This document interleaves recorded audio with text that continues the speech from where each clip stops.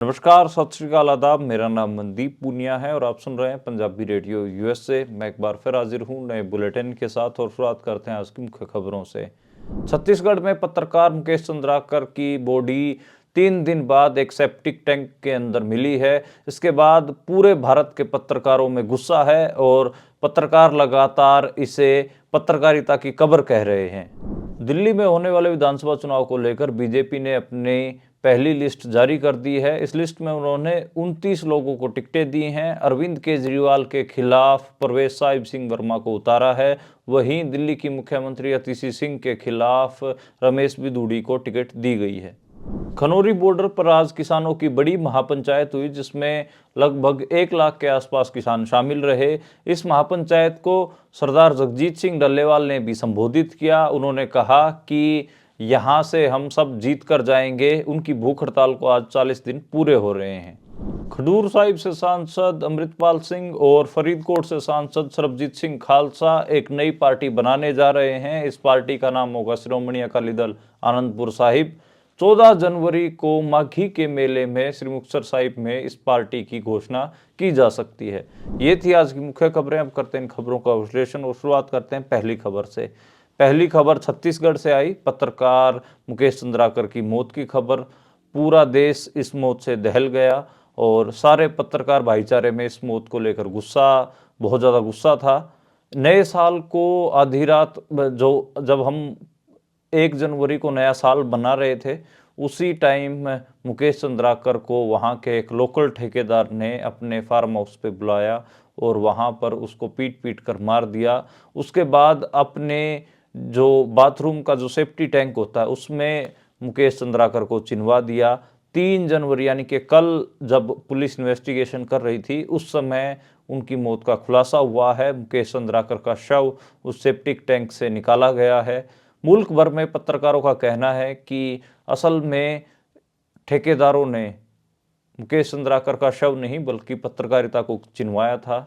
आपको बता दें कि मुकेश चंद्राकर पिछले 11 साल से पत्रकारिता कर रहे थे और वो छत्तीसगढ़ के बस्तर इलाके में, जहाँ पे माओवादियों का बड़ा आंदोलन है, नक्सलियों का बड़ा आंदोलन है, वहाँ पर वो लगातार खबरें करते थे। बस्तर जंक्शन नाम से एक यूट्यूब चैनल चलाते थे। इसके अलावा वो एनडीटीवी में बतौर फ्रीलांस भी काम करते थे, बतौर स्ट्रिंगर भी काम करते थे। उन्होंने 24 दिसंबर को एक खबर की थी जिसमें उन्होंने बस्तर में बनी एक सड़क का घोटाला कहीं ना कहीं एक्सपोज किया था, जिसमें उन्होंने बताया था कि कैसे खराब मटेरियल से सड़क बनाई गई है और उस सड़क को बनाने वाली जो कंस्ट्रक्शन कंपनी थी, उसके जो ठेकेदार थे, उसने कहीं ना सुरेश चंद्राकर, उसने कहीं ना कहीं जो मुकेश चंद्राकर थे उनको टारगेट पर ले रखा था और मुकेश को उसने अपने फार्म हाउस पे बुलाया और वहाँ पर उसको मौत के घाट उतार दिया। पूरी जो पत्रकार बिरादरी वो इससे गुस्सा भी है और गुस्सा होना भी चाहिए। काफ़ी दुखदाई घटना है और अभी तक सिर्फ 2 आरोपियों को पकड़ा गया है। पुलिस ने इन दोनों आरोपियों के नाम नहीं बताए हैं। कहा जा रहा है कि कई दिनों से जो मुकेश चंद्राकर थे वो ठेकेदारों के टारगेट पे थे। मुकेश चंद्राकर जान पर खेल कर नक्सली इलाके में लगातार रिपोर्टिंग करते थे और अच्छे रिपोर्टरों में से एक थे। हम सबकी बातें होती थी जो लोग अलग अलग इलाकों में ग्राउंड रिपोर्ट करते हैं और काफ़ी जुनूनी इंसान थे और उनके जाने का बहुत दुख है मुझे। मैं उनकी खबर जब आपको बता रहा हूँ तो मेरे को बहुत अजीब लग रहा है कि मेरे को तो यकीन नहीं हो रहा कि मैं अपने एक पत्रकार साथी की मौत की खबर आप तक पहुँचा रहा हूँ। अगली खबर की ओर बढ़ते हैं और जो अगली खबर है वो दिल्ली से आई और दिल्ली में विधानसभा चुनाव होने जा रहे हैं। दिल्ली विधानसभा चुनाव को लेकर बीजेपी ने अपनी पहली लिस्ट जारी कर दी है। 29 लोगों की इस लिस्ट में बीजेपी ने बड़े चेहरों के ऊपर दांव खेला है। उन्होंने अरविंद केजरीवाल के खिलाफ, आम आदमी पार्टी के बड़े नेता अरविंद केजरीवाल के खिलाफ परवेश साहिब सिंह वर्मा को उतारा है, जो कि दिल्ली के पूर्व मुख्यमंत्री और बीजेपी के बड़े नेता रहे साहिब सिंह वर्मा के बेटे हैं। पहले 2 बार वे सांसद रह चुके हैं, लेकिन इस बार उनको टिकट नहीं दिया गया था। अब उनको अरविंद केजरीवाल के खिलाफ एमएलए शिप लड़ाई जा रही है, यानी कि विधायकी लड़ाई जा रही है और नई दिल्ली से ये पर्चा भरेंगे। और इसके अलावा जो दिल्ली की मुख्यमंत्री हैं आतिशी सिंह, उनके खिलाफ भी बीजेपी ने बड़ा हेवीवेट कैंडिडेट उतारा है, वो है रमेश बिधूड़ी।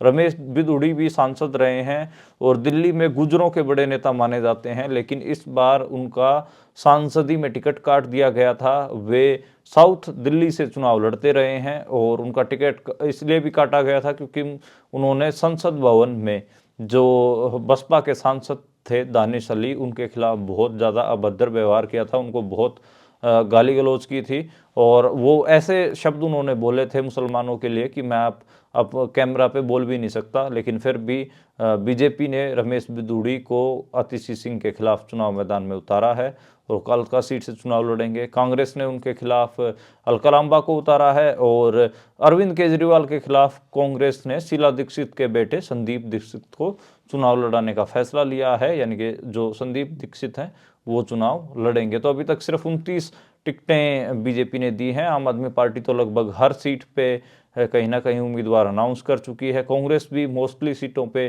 टिकट दे चुकी है। हालांकि अभी तक दिल्ली का चुनाव अनाउंस नहीं हुआ है। कहा जा रहा है कि फरवरी माह में ये चुनाव होने वाला है और कुछ दिन के अंदर ही इलेक्शन कमीशन ऑफ इंडिया शायद 12 या 13 जनवरी के आसपास चुनाव अनाउंस कर देगी। और चुनाव ये माने जा रहे हैं कि फरवरी के मिड में या फिर फरवरी के लास्ट वीक में दिल्ली में विधानसभा चुनाव हो सकते हैं।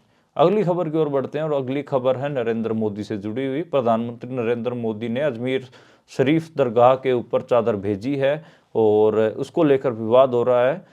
एएमआईएम के चीफ असदुद्दीन ओवैसी ने बड़ा बयान दिया है। उन्होंने कहा है कि आरएसएस से जुड़े हुए लोग अजमेर शरीफ दरगाह को खोदने की बात करते हैं और वहीं पर अब नरेंद्र मोदी चादर भेज रहे हैं। जो आरएसएस के जो लोग हैं उनके जो संगठन कोर्ट में जा रहे हैं और वहां पर खुदाई करने की बात कह रहे हैं कि ये मस्जिद नहीं है, दरगाह नहीं है, ये कब्रिस्तान नहीं है। प्रधानमंत्री अगर चाहते हैं तो इन तमाम चीज़ों पर रोक लग सकती है। तो उन्होंने ये कहा है कि एक तरफ तो प्रधानमंत्री नरेंद्र मोदी चादर भेज रहे हैं, दूसरी तरफ उनके संगठन के लोग उन दरगाहों को, उन मस्जिदों को खोदने की बात कह रहे हैं और वहाँ पर हिंदू मंदिर होने की बातें कह रहे हैं। तो काफ़ी बड़ा उन्होंने हमला बोला है।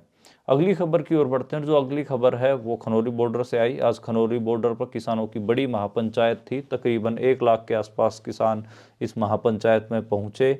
इस महापंचायत का उद्देश्य खनौरी बॉर्डर और शंभू बॉर्डर पर चल रहे किसान आंदोलन को ज़्यादा मजबूत बनाना था, ज़्यादा लोगों का जुटान करना था। और आज जगजीत सिंह डल्लेवाल भी अपने स्ट्रेचर पर इस महापंचायत में मौजूद थे। उन्होंने स्ट्रेचर से भाषण भी दिया। तकरीबन 8.5 मिनट का उन्होंने भाषण दिया और उसमें जो मेन बात थी उसमें एक सबसे पहली बात तो यही थी कि उन्होंने एक तो यही बात की कि सब भगवान की मर्जी से हो रहा है, यानी रब की मर्जी से हो रहा है और रब की मर्जी से ही उन्होंने कहा कि मैं यहाँ पर बैठा हूँ, जो मैं लड़ाई लड़ रहा हूँ ये लड़ाई मैं नहीं लड़ रहा, ये जो रब है वो लड़ रहा है। सिर्फ एक शरीर दिख रहा है लड़ाई लड़ते, ये ऊपर वाले की मर्जी है। जिसे रब चाहता है उसे ही मनुष्य का शरीर देता है, उसी की मर्जी से हो रहा है जो हो रहा है। मोर्चा तो हम जीतेंगे ही। पुलिस ने मुझे यहाँ से उठाने का प्रयास किया है। जब लोगों को पता चला, पंजाब हरियाणा से सैकड़ों नौजवान हमारे पास पहुंचे और मोर्चा संभाला। आज जो लोग मोर्चे पर पहुंचे हैं यह सिर्फ ऊपर वाले की कृपया है। सरकार जितना मर्जी जोर लगा ले, हम मोर्चा जीत कर रहेंगे। उन्होंने किसानों की आत्महत्या को लेकर बात भी कही। जगजीत सिंह डल्लेवाल ने कहा कि किसानों की आत्महत्या पर अंकुश जरूरी है। किसानों की जो सुसाइड की घटनाएं हैं वो तकरीबन, जो सरकारी आंकड़ा है वो तो 4 लाख किसानों की आत्महत्या का आंकड़ा है, लेकिन असल में ये आंकड़ा 7 लाख से ज़्यादा किसानों का है। 7 लाख से ज़्यादा किसान सुसाइड कर चुके हैं। मेरे किसानों से अपील है कि बड़ी संख्या में आगे आएँ जिससे आंदोलन को बल मिल सके। इसके अलावा पंजाब जो सरकार है उन्होंने आज लेटर भी लिखा है। पंजाब सरकार की ओर से केंद्र को एक लेटर लिखा गया है। इसमें केंद्र सरकार से अपील की गई है कि किसानों का आंदोलन और डल्लेवाल का अनशन खत्म कराएं। उन्होंने कहा कि ऐसे ही 20 दिसंबर 2024 को गुरमीत सिंह खुड्डियाँ, पंजाब के खेती बाड़ी मंत्री, वो भी सेंट्रल खेती बाड़ी मंत्री शिवराज सिंह चौहान को चिट्ठी लिख चुके हैं और उन्होंने कहा कि किसानों के जो आंदोलन की मांगे मानकर आंदोलन को खत्म करवाया जाए। एक महापंचायत आज और हुई, वो हुई टोहाना में। ये संयुक्त किसान मोर्चा की महापंचायत थी जिसमें ज़्यादातर जो किसान थे वो उगराहा के थे, बीकेयू उगराहा के। और इसमें मोटा मोटा जो आज जो टोहाना से जो निकल कर आया वो राकेश टिकैत की जो बड़बोलापन है वो निकल कर आया। राकेश टिकैत ने कहा कि जो ये आंदोलन हो रहा है शंभू बॉर्डर और खनौरी बॉर्डर पे डल्लेवाल औरों का जो आंदोलन है उसको सरकार करवा रही है, उन्होंने ऐसा कहा। उसके अलावा उन्होंने ये भी कहा कि रास्ते बंद करने से सिखों को नुकसान हो रहा है। ये इस किस्म की बातें आज राकेश टिकैत ने कही है। मुझे लगता है कि उन्होंने बड़े डबल मीनिंग जो बातचीत कही है और उसके ऊपर कहीं ना कहीं उनकी जो साख है वो तो गिरी है। एक हिसाब से सरकारी भाषा वो लगातार बोल रहे हैं। एसकेएम लगातार जो शंभू बॉर्डर खनौरी बॉर्डर पर जो आंदोलन चल रहा है उसको बदनाम करने की कोशिश कर रहा है। आज एक खबर इन दोनों महापंचायतों से एक दुखदाई खबर ये भी आई कि आज पंजाब में किसानों से भरी 2 बसों का एक्सीडेंट हुआ। एक तो जो टोहाना जा रही थी एसकेएम की महापंचायत में, उसमें 3 महिलाओं की मौत हुई है और तकरीबन 22-23 किसान उसमें घायल हुए हैं। ऐसे ही एक बस जो बरनाला से जो खनौरी बॉर्डर पर जा रही थी जगजीत सिंह डल्लेवाल की पंचायत में, वो भी आज एक्सीडेंट हुई है और उसमें तकरीबन 7-8 किसान घायल हुए हैं। तो ये 2 बसें हुई जिसमें 3 महिला किसानों की जो मौत हुई हैं उसको लेकर काफ़ी दुखद घटना है और मुझे लगा कि ये भी बताया जाए। और हमारे मैं चाहूँगा कि जो जिन किसानों की मौत हुई, जिन 3 महिला किसानों की मौत हुई है उनकी आत्मा को शांति पहुँचे। और बड़ी दुखदाई खबर थी जब पंचायतें चल रही थी तब ये खबर आई। चूँकि आज बहुत ज़्यादा धुंध थी, बहुत ज़्यादा कोहरा था। हरियाणा, पंजाब, पूरे उत्तर भारत में बहुत ज़्यादा कोहरा चल रहा है। बहुत सारी ट्रेन्स, बहुत सारे जो फ्लाइट्स हैं वो भी रद्द हो चुकी हैं और बहुत कम विजिबिलिटी थी। उस कम विजिबिलिटी में किसान आंदोलन कर रहे हैं। तो जब वो मूव कर रहे थे, जब बस में जा रहे थे, तो तब ये 2 हादसे हुए हैं। दोनों में जो मेन कारण है वो ट्रक का ही निकल के आया है। ट्रक कोई रोड पे छोड़ गया बंद करके और उसकी लाइटें भी नहीं जल रही थी, इसलिए कम विजिबिलिटी के कारण, लाइटें ना जलने के कारण ट्रक में जाके पीछे से बसें लगी हैं। तो ये एक मेन कारण है। इसके अलावा आज जो किसान आंदोलन पर सुप्रीम कोर्ट की हाई पावर कमेटी थी उसको बीकेयू उग्राहा के लोगों से मिलना था, लेकिन मीटिंग कैंसिल हो गई है क्योंकि बीकेयू उग्राहा ने भी अब स्टैंड लिया है कि वे इस मीटिंग में पार्टिसिपेट नहीं करेंगे। तो ये एक अपडेट थी, मुझे लगा कि ये भी आप तक मैं पहुंचा दूं। अगली खबर की ओर बढ़ते हैं। जो अगली खबर है वो आज मनमोहन सिंह को पंथ रत्न दिए जाने की बात को लेकर है। जो पंजाब कांग्रेस के अध्यक्ष हैं राजा वड़िंग, उन्होंने एक लेटर लिख के श्री अकाल तख्त साहिब से दरख्वास्त की है कि स्वर्गीय पूर्व प्रधानमंत्री मनमोहन सिंह को पंथ रत्न दिया जाए।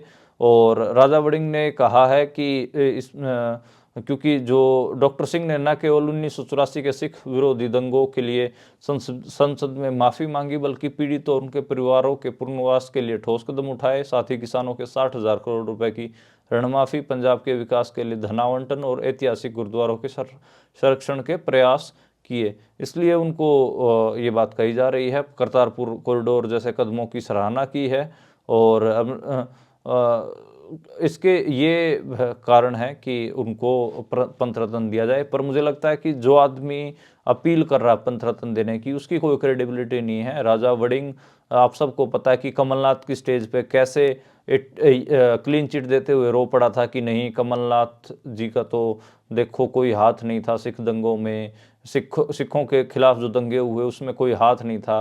तो एक ये तो जो जिन्होंने सिखों को टायर डाल डाल के जलाया, उन आदमियों के स्टेज पे जाके तो उनको तो एक क्लीन चिट देता फिरता है, ऊपर से ये ऐसी चिट्ठी लिख रहा है। मुझे लगता है कि इस आदमी कोई क्रेडिबिलिटी नहीं है और फिर ये ऐसी चीज़ें कर रहा है। अगर कोई क्रेडिबल सिख ये चीज़ करता तो भी समझ में आती, लेकिन मेरे को लगता है कि ये बिल्कुल पब्लिसिटी स्टंट के वास्ते ही राजा वड़िंग ने किया है। राजा वड़िंग तो टी शर्ट पहन के भी घूमता है कि इंदिरा गांधी मेरी मम्मी है।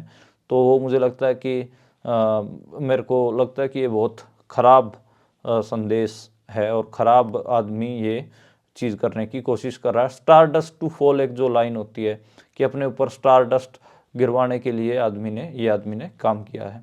अगली खबर की ओर बढ़ते हैं। जो अगली खबर है वो श्रोमणी अकाली दल आनंदपुर साहिब नई पार्टी बनने जा रही है, इसको लेकर है। और ये पार्टी बनाने जा रहे हैं खडूर साहिब से सांसद अमृतपाल सिंह और फरीदकोट से सांसद सरबजीत सिंह खालसा। और इस पार्टी की अनाउंसमेंट 14 जनवरी को माघी के मेले पर हो सकती है। इसको लेकर जो अमृतपाल सिंह के पिताजी हैं वो भी अलग अलग जगह पे जाके लगातार बातें रख रहे हैं, लगातार लोगों को इसके बारे में जानकारी दे रहे हैं। और जो सरबजीत सिंह खालसा हैं वो भी शहर दर शहर जाके कह रहे हैं कि 14 जनवरी को जो माघी कॉन्फ्रेंस होने जा रही है उसके ऊपर हम सबको फोकस करना चाहिए और उसमें सभी सिखों को शामिल होना चाहिए, और इसके लिए वो लगातार लोगों से अपील कर रहे हैं। और पार्टी की जो बातचीत है, क्योंकि मेरे को पता है कि अमृतपाल सिंह के पिताजी और सरबजीत सिंह खालसा दोनों बहुत तेज लोग नहीं हैं। पहले तो ऐसा लग रहा था कि पार्टी के अनाउंसमेंट, पार्टी के नाम की अनाउंसमेंट ये 14 जनवरी को ही करेंगे, लेकिन पत्रकार बहुत शार्प हैं और पत्रकारों ने एक हिसाब से सवाल दोनों सीधे साधे लोगों के मुंह में डाल डाल के पार्टी का नाम निकलवा लिया है। और उन दोनों ने कहीं ना कहीं पार्टी की बात कह दी है कि श्रोमणी अकाली दल आनंदपुर साहिब होगा। और कहीं ना कहीं जो माघी मेले की जो कॉन्फ्रेंस है वो बहुत बड़ी होने जा रही है। उसका रीज़न ये, वैसे तो जो पंथक पॉलिटिक्स है खासकर इलेक्टोरल, वो अब कई धड़ों में बटी आपको दिखेगी। श्रोमणी अकाली दल की जो कहीं ना कहीं अपा कहिए कि अपा कहें कि जो बड़ी वहाँ पर कॉन्फ्रेंस है वो भी देखने को मिलेगी, बड़ा कन्वेंशन देखने को मिलेगा। और अब जो अमृतपाल सिंह और सरबजीत सिंह खालसा दोनों जो सांसद हैं उन्होंने भी पार्टी का अनाउंसमेंट कर दी, उन्होंने भी कॉन्फ्रेंस करने की बात कही है। तो देखना होगा कि किन किन की जो कॉन्फ्रेंस है उसमें ज़्यादा भीड़ जुटेगी, किस किस्म का रिस्पॉन्स दोनों श्रोमणी अकाली दल को मिलेगा। श्रोमणी अकाली दल अमृतसर भी है, श्रोमणी अकाली दल अब आनंदपुर साहिब होगा, श्रोमणी अकाली दल जो कि ऑफिशियल है वो भी हैं। तो एक हिसाब से कई किस्म के कई तरह के जो इलेक्टोरल पॉलिटिक्स, पंथक इलेक्टोरल पॉलिटिक्स अब आपको देखने को मिलेगी। और जो एक रेस्टलेसनेस है पंजाबी सिख में, उसको भी कहीं ना कहीं एड्रेस करने की कोशिश श्रोमणी अकाली दल आनंदपुर साहिब करेगा। तो देखना होगा कि वो किस किस्म से उस रेस्टलेसनेस को हैंडल करते हैं, किस किस्म से एड्रेस करते हैं, तो ये भी देखने वाली बात होगी। तो कुल मिला के जो 14 जनवरी तक जो पंजाब का इलेक्टोरल माहौल है उसके वो काफ़ी गर्म रहेगा, और खासकर पंथक पॉलिटिक्स के लिहाज से खासा गर्म रहेगा। हम इसको लेकर एक बड़ी लंबी चौड़ी बातचीत भी करने की कोशिश करेंगे, और मैं खुद भी माघी मेले में जाने की कोशिश करूंगा ताकि वहां से आपको कवरेज दिखा सकूं। आज के लिए इतना ही, कल दोबारा मुलाकात होगी नई खबरों के साथ, नए बुलेटिन के साथ। आप देखते और सुनते रहिए पंजाबी रेडियो यूएसए।